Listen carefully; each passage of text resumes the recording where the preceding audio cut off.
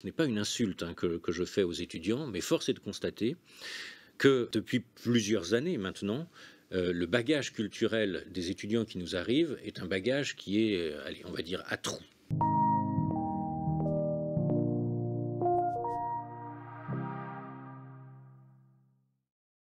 On se retrouve cette fois-ci pour une vidéo spéciale pour les premières années, parce que la culture générale, c'est très souvent un peu délaissé en première année. Toi, en tant que concepteur correcteur au concours, qu'est-ce que tu en penses de la première année de culture générale?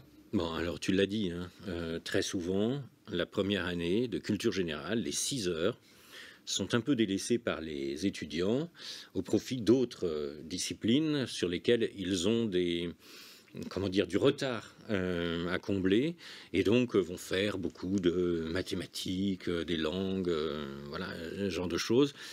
Et parce que le programme de première année n'est pas directement appliqué en deuxième année, puisqu'il y a un thème, ils se disent que bon, ça peut être délaissé. Alors, ce que j'arrive à comprendre dans la logique est en réalité, comment dire, un danger dans lequel les étudiants tombent.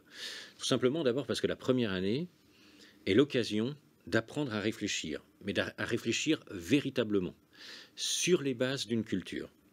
Force est de constater, ce n'est pas une insulte que je fais aux étudiants, mais force est de constater que depuis plusieurs années maintenant, le bagage culturel des étudiants qui nous arrivent est un bagage qui est, allez, on va dire, à trous.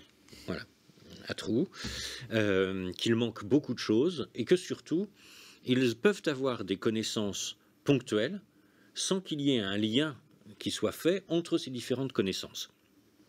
Je ne dirais pas, comme beaucoup le disent, que les étudiants sont moins cultivés. Ils ont développé leur culture dans d'autres directions, mais ils ont beaucoup de mal à connecter les connaissances entre elles et à avoir donc, d'un point de vue étymologique, un discours intelligent. Or, le programme de première année permet précisément, par les différentes entrées qui sont suggérées, de tisser une solide culture sur la base de laquelle une réflexion elle-même solide pourra être élaborée. Et puis la deuxième chose, c'est que les différentes entrées sont autant d'éléments absolument essentiels pour nourrir le thème de deuxième année. C'est-à-dire qu'on donne une thématique, certes, mais ces thématiques ont cette thématique a des ramifications antiques, a des ramifications politiques, a des ramifications idéologiques, religieuses, a des ramifications également esthétiques. Enfin, bon, je pourrais égrener l'ensemble des entrées. Tout cela est une aide suffisamment importante pour qu'elle ne soit pas négligée.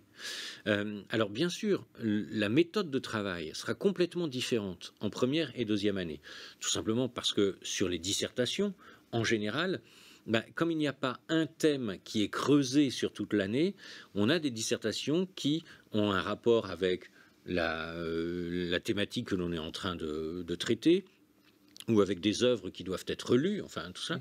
Mais pour autant, cette approche-là est absolument nécessaire pour se constituer un socle de savoir suffisamment solide pour pouvoir élaborer, je le répète, une pensée complexe.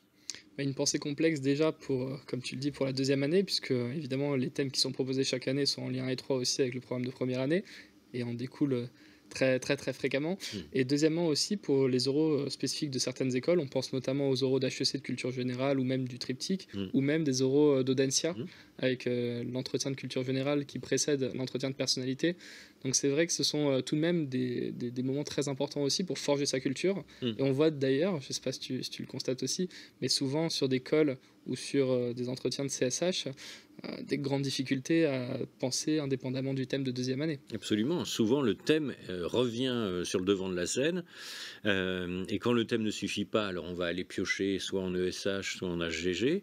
Et on passe à côté d'un sujet qui, en général, demande un champ de réflexion suffisamment profond, une mise en perspective suffisamment profonde, pour qu'on puisse aller puiser, justement, à la source du programme de première année. Donc, vraiment, il ne faut absolument pas négliger cela, parce que c'est une aide très précieuse pour comprendre en profondeur le thème qui est proposé au concours à la deuxième année. Et la première année, c'est aussi, je trouve, le meilleur moment pour prendre les bons réflexes méthodologiques, notamment en termes de dissertation, puisque comme tu le disais tout à l'heure, il y a une panoplie de sujets possibles, hein, qui dépendent entre guillemets de ce qui est traité en cours à ce moment-là. Mais finalement, ce qui reste concrètement, c'est la méthode de la dissertation. Et souvent en première année aussi, on peut avoir tendance à faire des exposés, à essayer de réciter un cours. Est-ce que justement la première année n'est pas aussi le moment adéquat pour travailler méthodologiquement la dissertation et ses intérêts? Ah, mais évidemment, alors il y a autant de types de classes préparatoires qu'il y a de classes préparatoires. Bon, même si on pourrait simplifier sur certaines formes de typologie. Je sais que moi, la classe préparatoire dans laquelle je travaille avec bonheur, me font venir devant moi en première année des étudiants qui le plus souvent ne maîtrisent absolument pas ni l'esprit ni la lettre de la dissertation. Donc cela veut dire que je dois faire du pas à pas, honnêtement, pour parvenir à quelque chose de vraiment satisfaisant en deuxième année. Cela prend du temps. Parce que la réflexion, ce n'est pas quelque chose de spontané, ce n'est pas un quiz, ce n'est pas j'ai tort, j'ai raison. Enfin, non. Donc ça prend du temps de comprendre comment fonctionne une dissertation, l'esprit de la dissertation. Et puis encore une fois, je reprends l'expression, mais la lettre. Donc tout cela, c'est complexe. Ben, on le sait, la classe préparatoire a suffisamment évolué pour que l'on puisse se permettre ce type de, de temps d'adaptation, de tuilage entre le lycée et puis la classe préparatoire. Le premier semestre, ça sert souvent à cela. Bon, ben alors on fait le travail et on arrive petit à petit à des choses vraiment satisfaisantes.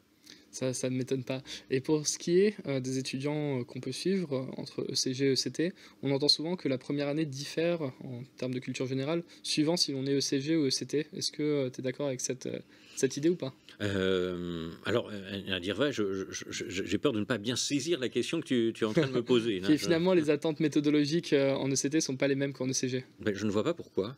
Une dissertation, c'est une dissertation. Exactement. Après, il y a une prise en compte du passé de chaque étudiant, de la filière. Et évidemment, quelqu'un qui sort de CG a eu un parcours généraliste et donc a dû être confronté à l'écrit, à la lecture, de façon assez intensive, théoriquement. Un ECT n'aura pas eu le même rapport à l'écrit, au texte, etc. Bon, soit.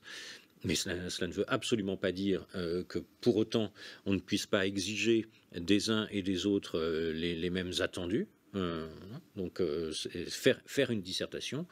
Parce que si ce n'était le cas, je ne vois pas comment on pourrait légitimer le fait que des ECT puissent concourir à ce moment-là aux meilleures écoles. Or, il y a de très très belles performances, de très beaux parcours, d'ECT et d'ECP même. Enfin, voilà, cette année, il y a eu un cas quand même d'un admis à HEC qui était un ECP.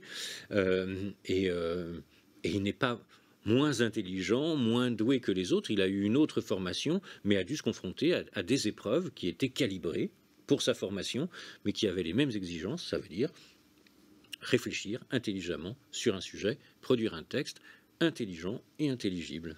Entièrement d'accord, et on voit d'ailleurs que l'épreuve ECT Audencia commence aussi à converger vers les attentes ECG. On voit de très très belles copies ECG et ECT, parfois même des copies ECT qui seraient meilleures que des copies ECG. Donc, ça peut arriver, mais vraiment ça peut arriver. Clairement, ouais, cette année ça s'est vu aussi. En tout cas, merci Frédéric pour cette vidéo concernant les premières années. J'espère que ça leur donnera la motivation de travailler dès la première année la culture générale, parce que ça en vaut le coup et ça paye très bien en concours. Absolument. Merci beaucoup.